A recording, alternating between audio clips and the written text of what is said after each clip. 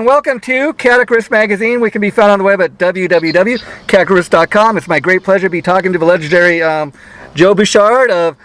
Many people know him from Blue Oyster Cult, but he is a solo artist these days, and so we're going to be talking about all of that and his latest solo album. So, welcome to the show, Joe. How you doing? Hey, it's great to be here. Now, as I was, nice talking to you. Yeah, nice talking to you. As I was telling you, before we went on there just now, I had the pleasure of interviewing your brother Albert a few times. Super talented, nice guy himself. Who's older, you or Albert? Albert's a little bit older. We're Irish twins. Oh, okay. And so he's a little over a year older than me. I was curious, was him being a musician? I mean, you guys are pretty much very close in age, but him being a musician have any influence on you becoming one? Oh yeah. Well, we started at the same time. Yeah, I'd imagine so. I was 10 and he was 11. Wow. And that's when we did our first gig on the street, playing for tips. Yeah. On the street. Oh, yeah. We played all through high school, and then he went to New York and was working with the guys that became Blue Oyster Cult. Yeah. And I went to college, and as soon as I graduated, he asked me to join the band. They needed a new bass player, and I was ready to take over. So yeah. And so did they have any reservations about, no, we don't want your brother in the band, or right away you guys got along? I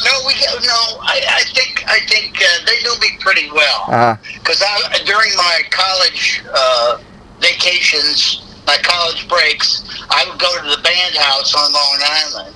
Okay. And I ended up staying there for a week, and we'd jam and go into the city, go to clubs. It was a great time. Yeah, and, I bet. Yeah, they knew me well. And you know, Joe, Blue Oyster Cult, I dare say, I mean, obviously there was Sabbath and Purple and other bands like that around the same time, a little before you guys, but I dare say that Blue Oyster Cult's probably one of the first bands that could actually have been called heavy metal back in the day. I know a lot of people say you guys are a lot closer maybe to progressive rock, being one of the first progressive rock bands, but yeah, we had a little bit of that, a little bit of blues. Yeah, a little bit of everything. That's why I think. Yeah, a little bit of everything. We loved it all. But our manager, Sandy Perlman, was supposedly said he's the guy that invented the term heavy metal. Maybe. And, yeah, he was a journalist. He wrote for Crawdaddy magazine way back when, and he used the term in some review.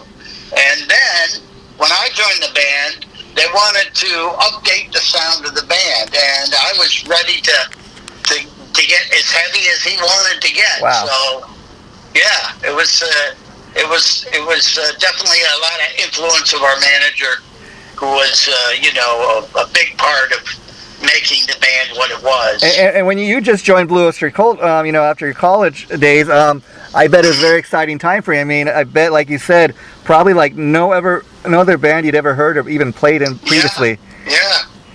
Well, I knew Buck Dharma especially had a lot of talent as a guitar player. I was a guitar player in college and high school, but to play with Buck Dharma is a treat. Yeah. Because he is very special, very underrated, but tremendous player.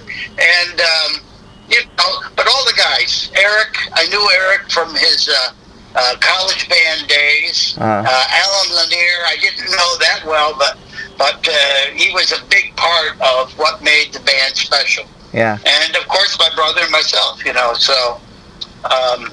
yeah. Well, that's amazing. Now, you were just showing me before we went on there too about something about how KNAC in the very early days of Blue Oyster Cult really helped promote the band. And from what I was only aware of it, they were a radio station like in the 80s in Long Beach, where I'm from. But you were saying a little before that, actually. Yeah, it was 1973. Wow. They promoted a show at the Long Beach Auditorium.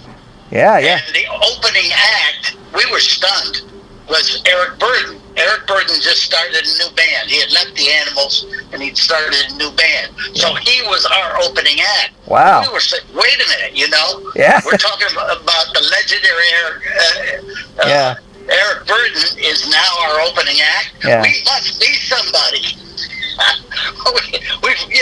it was a big turning point. I bet. And then they promoted us a few other times after that, but there was always a big sort of relationship with KNAC. So that really blew us wide open in California. I think it was our third show we played was at Long Beach in California. Wow, that's interesting to learn because, like I said, I'm from Long Beach, California myself, which KNAC for years, broadcast out of, downtown Sure. Long Beach. And I had no idea that they were around, in the 70s. I guess they broke out in a huge way in the 80s. And now they're, even though they're no longer broadcasting on the radio, they're huge all over the internet. Yeah. Wow. Yeah. So, I mean, they got staying power. It was very special for us. Yeah, and in fact, you guys are very early on in your career opened for one of my all-time favorite bands, Kiss, and or I think they opened for you very early on, and then a couple years later, you opened for them. Talk a little bit about that. That's kind of interesting. Well, the first show they played was New Year's Eve in New York City. I don't know, 74? 74, something like 73, like that, yeah. Yeah, 74, 73. And I missed them. Wow. I was next door at the German restaurant, which was really special. It was really great. And so I missed they were early. There was like 5 bands or something like that. Yeah. And they were on first. And that was a famous night because Gene had so much hairspray. Caught his hair on fire, yeah. Caught his hair on fire. And so the second time, so after that show, we decided we were going to take them out on the road with us. Yeah. And the second show was in Detroit at the famous Michigan Palace. And I went to the back of the room. I wanted to see what it was like, the whole Kiss experience.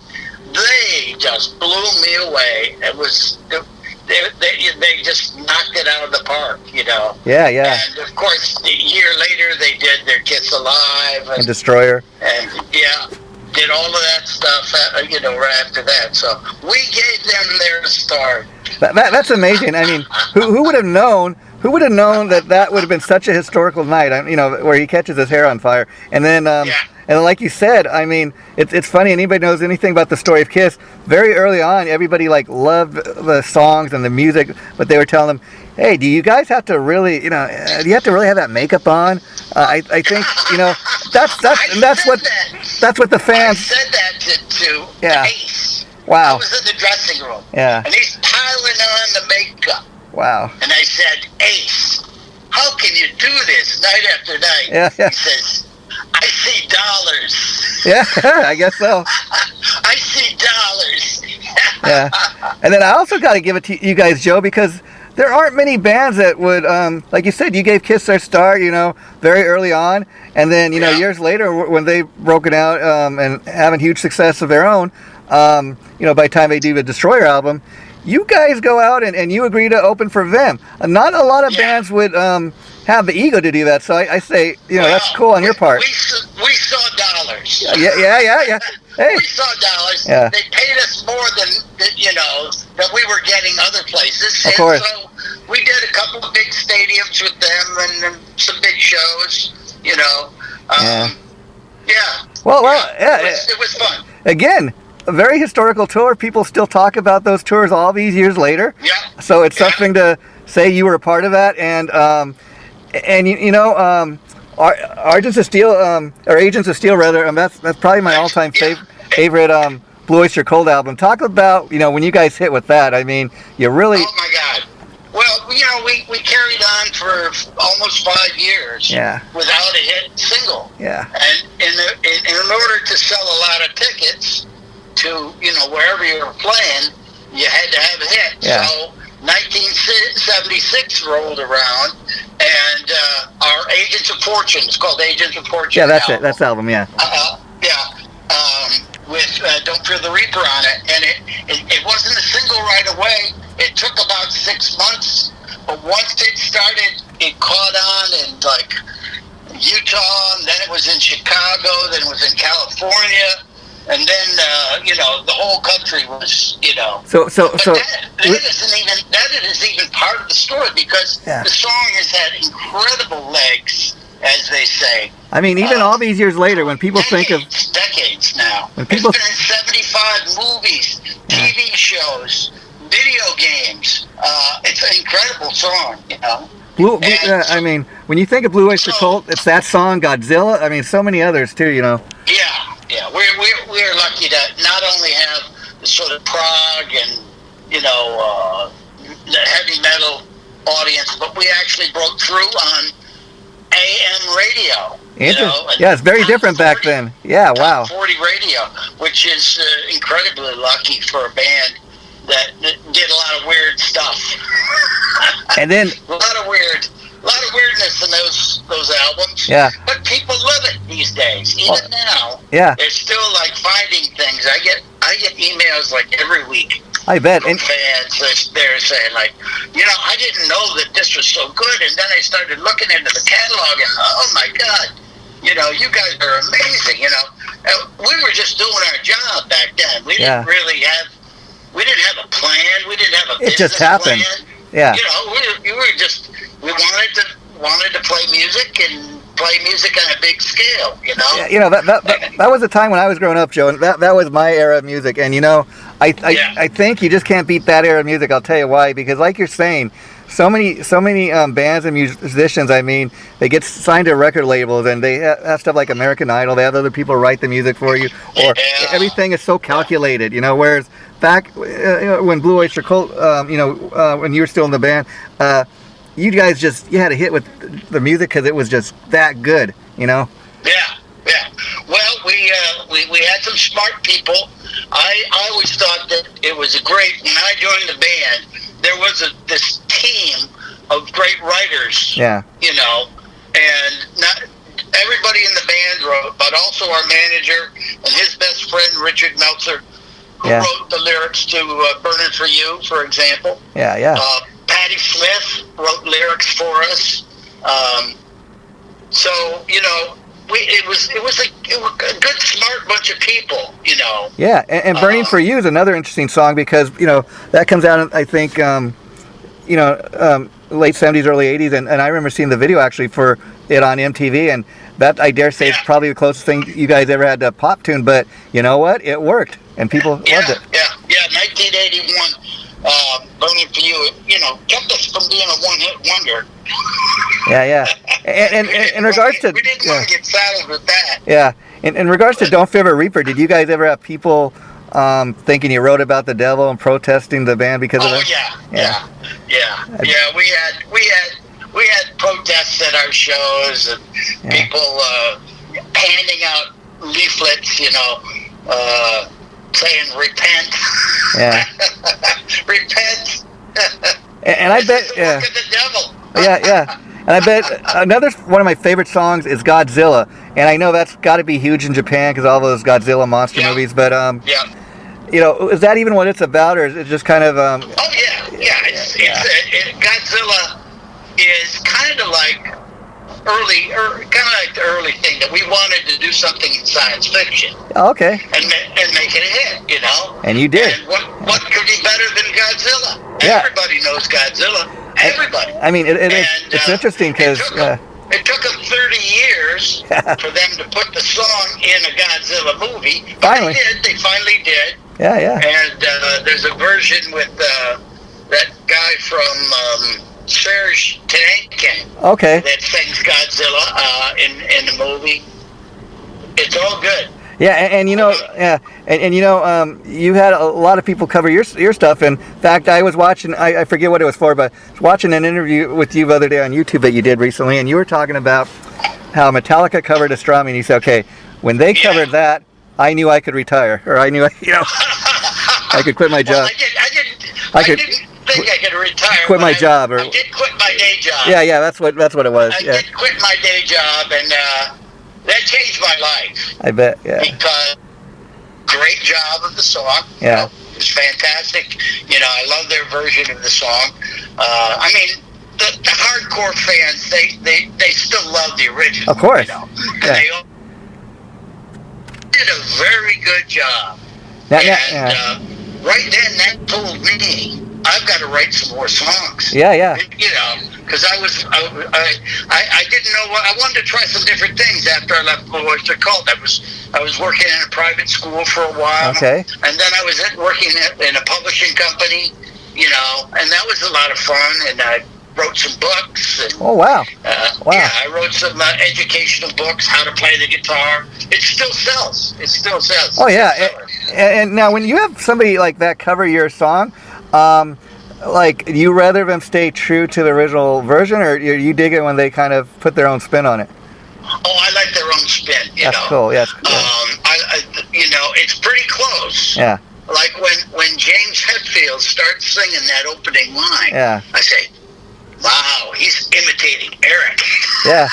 He really is, you know.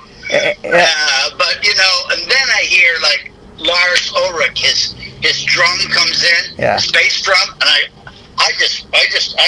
was in my car listening to a cassette when it was first, before it came out. Yeah. They sent me a cassette in the mail. Wow. You know, the old cassettes, you know. I'm with you. I'm old school. Yeah. Yeah. And I just wanted to jump up and down, but I couldn't because I was driving. I got you, Joe. But yeah, that's cool. And, you know, when Metallica, a band like Metallica covers your song, because they got such a huge fan base themselves. Yeah, I mean, big fan base, and there's going to be, I bet there's people that heard that song for the first time that have no idea who Blue Oyster Cult is. But but then they might go check out the original. That's what's cool about that. Yeah. And I wrote this song in '73. Wow. And they covered it in 1997. Well, there you go. So it's 24 years later. Yeah. Well, something like that, you know. Yeah. 20-some years later, and you never know, you know. Yeah. I mean, it was always a popular song with the fans. Yeah. But, you know, how would you figure anybody would cover it? But they did. Yeah. And, you know, it really was a good one for them. I bet. They sold like 5 million CDs, so yeah, it was all good. That's all good. Nice payday for you. But anyways, I know Albert left the band before you did. So what was that like? You know, not having your big brother there. Was that hard on you, or? Well, it was a big shift in the band. For one thing. It was a bigger shift than we thought it was going to be. Oh, you yeah. know, we figured you just pop in another drummer, you know, and everything will be fine. But Albert's charm is that he's a great arranger. Yeah. And he really has a very strong aesthetic about, you know, how the songs should go. Our albums, you know, they were different.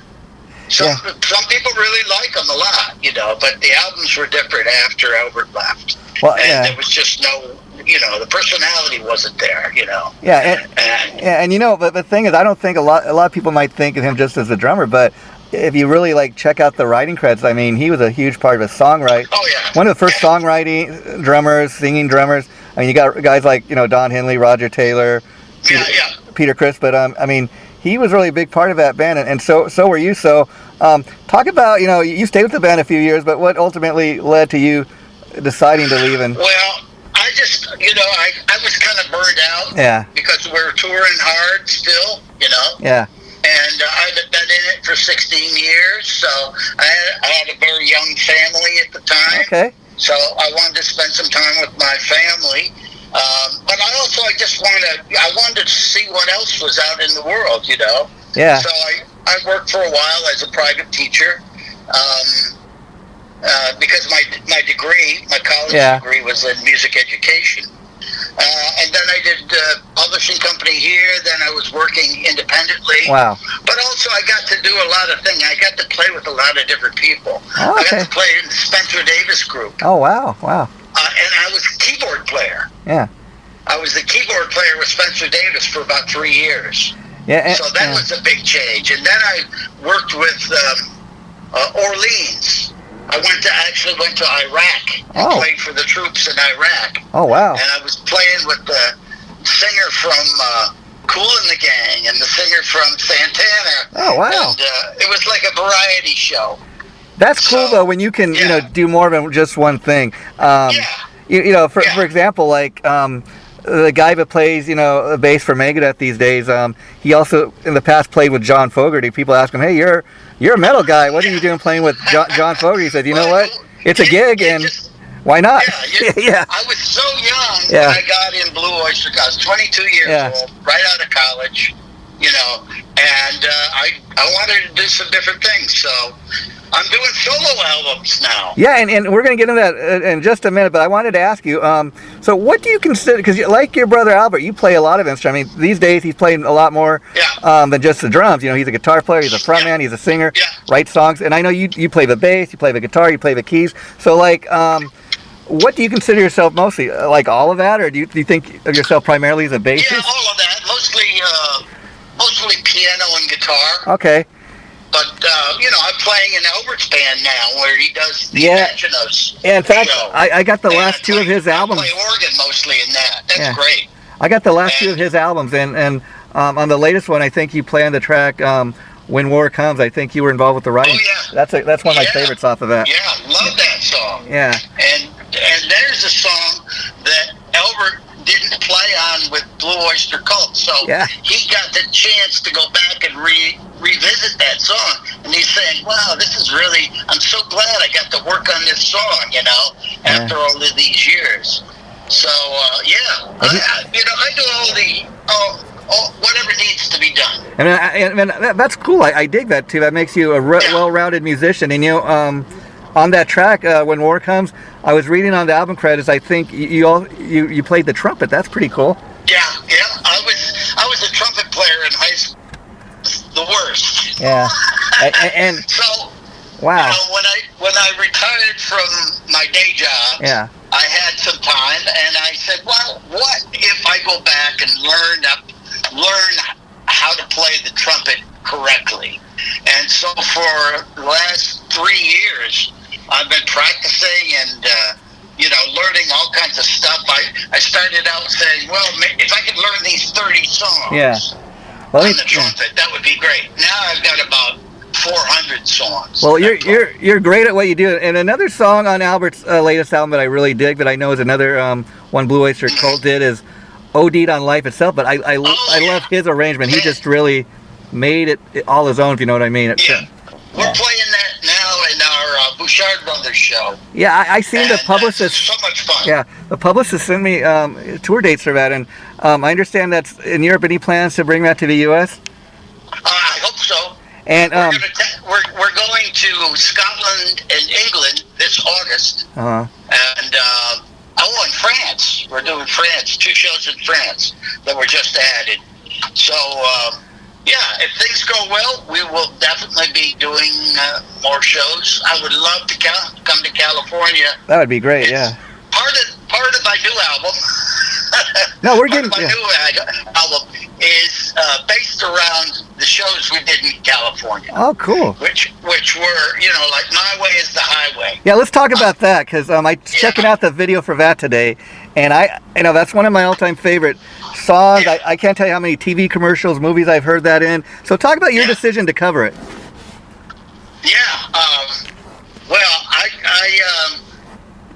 I decided that this album would be a real celebration of the really great times that we had with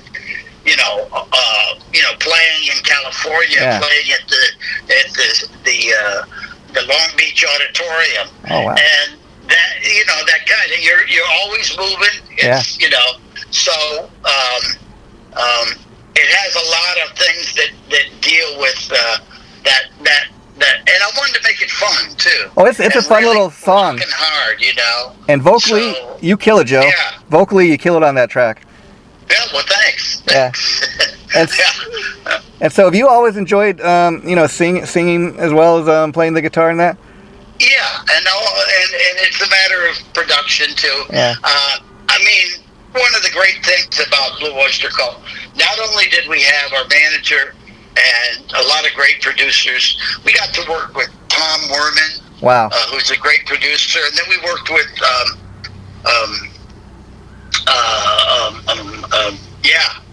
Okay, yeah. Martin Birch. Okay. Martin Birch, Oh, yeah. Who who did all the Deep Purple, Iron Maiden, Black Sabbath, Maiden records, Black amazing producer. Yeah. And then we worked with Bruce Fairburn, who did Bon Jovi and Aerosmith, the comeback records. Amazing. You've outlived a lot of these guys, Joe. You're still here. Yeah. Yeah. So when I'm producing myself, I have to wear two hats. Oh yeah. I'm the performer, but also I gotta be like, well, what would Martin say? Yeah. Is this vocal good enough? Is this guitar part good enough? Does it feel right? Yeah. So having the experience with all those great producers really makes me what I am today, and makes me want to do more, Yeah. In fact, the name of the album I know is American Rocker, and it's scheduled to be released June 3rd. Can't wait for that. But talk a little bit about the rest of them. Like, any more cover songs? Are they all originals? How many songs? This is the most songs I've ever written for an album. Wow. I wrote all the music for every song. Wow. I wrote most of the lyrics. There's only 2 songs that I had outside lyricists. I worked with John Shirley, who is a science fiction writer. Okay. A lot of the lyrics for the later day Blue Oyster Cult albums. Yeah. The last 3 Blue Oyster Cult albums. Most of the lyrics are John Shirley. So we've developed a relationship over the last 3 years, and he's been sending me stuff, and I can't turn it down. It's too good. Yeah. And then another one is Helen Wheels, who wrote the lyrics. She passed away, unfortunately, back in 2000. But we wrote a lot of things together. Nosferatu and Light Years of Love. I loved working with Helen. And I found these lyrics. Yeah. And I said, this is great, And I just threw together a song called Katherine about an exotic dancer that she was friends with. Oh, wow. And that's one of the songs. But all the others are like lyrics from my varied experiences. And then that's why I think you're such a prolific songwriter, because when you write from experiences in life, things that you've experienced, it's a lot more than just I made love in the backseat of my car. I mean, but you know what I mean. People can tell, like, you live these songs. It's something when you sing them, it sound like you're singing them from the heart. Well, that's very nice. Thank you. Yeah, and so Thank you. as far as the new album, you got the shows as the Bouchard Brothers, but any solo shows to promote this? Possibly. I don't really know. We certainly, because of COVID, we had to slow everything down. That gave me a lot of time to write all these songs too. Because you seem to have the negative part of it. I certainly made the best use of that time, Yeah. And I know it was really tough for a lot of musicians, and I know what they go through because they live for those shows. Yeah. But I just poured myself into my studio, my home studio, and that's cool. Got some nice people helping me on the record. Albert helped me on like 4 songs. Wow. Mickey Curry plays all the drums. He's a tremendous drummer. Wow. And my partner Joan Levy Hepburn, she sings the vocals on 3 tracks. She's also a great guitar player, and she plays with the Bouchard Brothers. Oh, cool. Yeah. And so it's all good. And again, the latest album comes out June 3rd, American Rocker. Mm-hmm. And like you were saying, you've released a lot of stuff just the last couple of years. And I think a big part of that is you've got a great little label there, DEKO Entertainment, behind you. Yeah. And they do a great job of promoting their artists. Absolutely. We couldn't have been better. I mean, we're in the middle of a pandemic. Yeah. And we have a new manager. And he said, I think you guys need a record label, Yeah. So we started our own custom label, distributed by DEKO. You got Warner Brothers and ADA distribution. Yeah. I mean, they're just doing a great job. It boggles the mind. Who thought? Yeah. Who thought it could happen? But I mean, we like to work hard, and What I dig about that label is they do it the old school way, which is, really promote the hell out of their artists. They don't just like, okay, well, you didn't have a #1 hit, so we're dumping you right away, you know.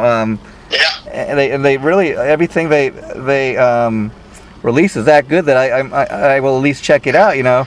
They love the old school albums. They love the stories. They just love it all. You know? And as far as the Bouchard Brothers, you guys are doing live shows. We talked a little bit about that, but like people that come to the shows, like what's gonna be in the set list? A little bit of you know, Albert stuff, your stuff, a lot of everything. Okay, cool. A lot of everything. We have to do a couple of signature songs, but we do a lot of the deep tracks. And I think people have been just so amazed that we're doing things like Revenge of Vera Gemini, and we're doing the songs from our solo albums. That's cool, I think. You know, we'll be doing OD'd on Life Itself, the new version. It's amazing. It's a great song to do. And any chance that you guys might either like after a tour go in the studio and like maybe cut an album together, or put out like a live DVD or something? We're planning to do several more albums. Oh, cool. You know, we just got to get through this year and everything. But we have the plans for at least, I don't know how many. There was a friend of ours that we grew up with. Okay. Who was a tremendous songwriter, John Elwood Cook. Oh. And I covered a lot of his songs on my earlier solo albums. Yeah. And I said, we've got to do a whole album of John Cook songs. I mean, he was just tremendous, and tremendous imagination. He was a graphic artist as well as a songwriter. And so we're definitely going to do that. We started working a live set that was premiered in France for a charity thing, and we're saying, well, you know, all we need is like 6/4, and we got a new album there. Yeah. So we're going to dig in to you know, some of the stuff, maybe some of the old Blue Oyster Cult tracks that, you know, really need to be redone. Yeah. Remixed, redone. Wow, that's cool. So we're definitely going to do some Bouchard Brothers albums coming up. That's something to look forward to. And you know, of course, you and Albert played together. You know, you play on each other's albums now, and you played together live in Blue Oyster Cult days. But let me ask you, when you do these Bouchard Brothers, what's it like to, you know, he used to be the drummer, and so he'd be the guy in the backstage. Now he's playing the guitar, he's fronting the band with you. That's got to be kind of interesting to see. Well, you know, we also tell stories about, you know, these songs. Yeah. And so he's always good for you know, I every time I play with him, I learn something that I never knew. Yeah. He always finds something to, you know, say, well, what really happened here was this, you know, and I go, what? Yeah. So there's always surprises. You never know, you know, what to expect. What Albert's going to come up with next. So it makes it fun. I think it's fun. You can tell the audience is just having a great time. So. I think you guys complement each other because, you know, you're not bickering brothers or anything. And I think you're both equally talented. You know what I mean? And it's not one guy trying to outshine the other guys. You both bring something to the table, and I think that's why it works. We have that kind of vocal blend. You know, that sibling vocal blend that's really kind of cool. We're just, and we're having fun. And that's what it's all about. We've done all the stuff, you know, we're just having fun. You're not doing it. You know, our reputation is pretty much solid. Yeah, I mean, at this point, you are and you aren't. You know, you're not doing just because you gotta make a buck. You've made a lot of money over years, and want to continue doing what you love. And it's you're at a point in life where it's fun. I mean, last time I interviewed Albert, you know, I mean, I could not believe when he told me he was 74 years old. I'm like, man, for a guy that's 74 years old, man, he's done like 7 marathons. He's a runner. Yeah, and to still be drumming and doing everything he's doing, I mean, wow. And then, I mean, you look at somebody like Phil Collins that he can't even play the drums anymore because I know. He played himself to death. Yeah. Well. We knock on wood. Everything's cool. Yeah. You know. Well, Joe, I guess the final question for today is, a lot of people have been, writing, their memoirs and life story. Any interested in doing that? Yeah, I'm considering that. Yes. That would be a cool book. I have boxes and boxes of stuff. Yeah. I could make a picture book of all the stuff. Yeah. So, and I keep promising my girlfriend I'm going to clean out the garage. Now you got a reason to do it. Now I have a reason. Yeah. Well, it's going to be part of the book. Well, Mr. Joe Bouchard, I'd like to thank you for taking time to talk to me out of your busy schedule. I really did enjoy chatting it up with you. As you can tell, I'm a fan myself. Well, thank you. And I urge people to check out the new music video for My Way is a Highway. Cool little video you did. You want to talk at all about that? Well, during the pandemic, we built a little video studio. Yeah. And my last album called Strange Legends, I did a video for every song on the album. Oh, wow. Yeah, every song on the album is in video. And I, pretty active YouTube channel where you can see all this stuff.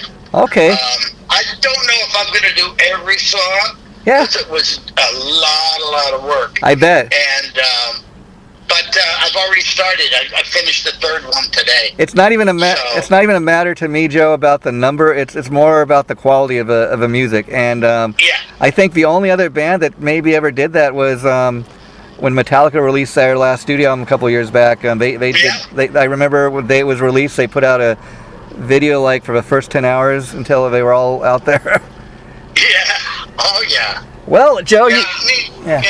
I'm just going to say, take care, Joe, and let's keep in touch because once I get a chance to hear the full album, I'd like to interview you again and maybe really talk specifically about the songs on the new album. But I'd love to. I would love to. Okay, until then, if you could have a publicist send me your email, I'll send you those questions for the KNAC interview, and this interview we did should be posted about a week or two. Once I have a date, I'll let your publicist know.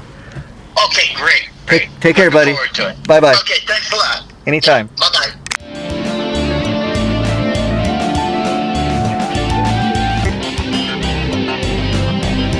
Chaotic Drift Magazine.